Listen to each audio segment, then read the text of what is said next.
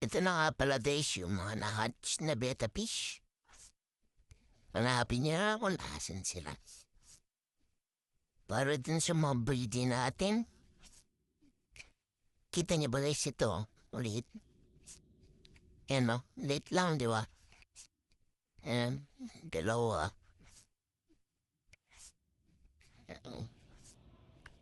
Ito pa.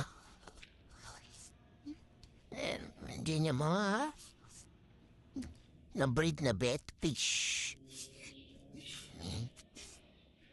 Ito ba guys? Ayan o.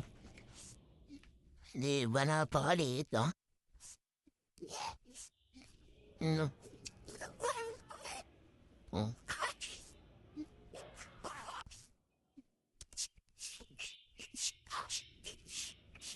Yan guys o, napakaliit.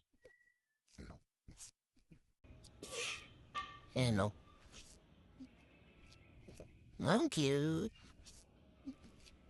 Dito pa. Ayan o.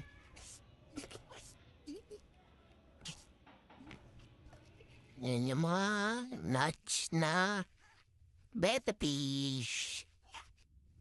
Nag-success tayo din sa breeding natin.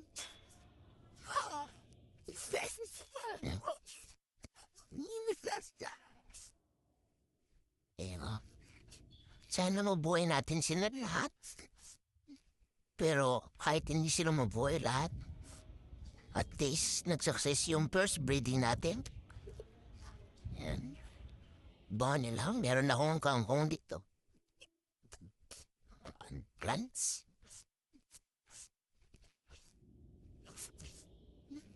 Thank you sa pananood.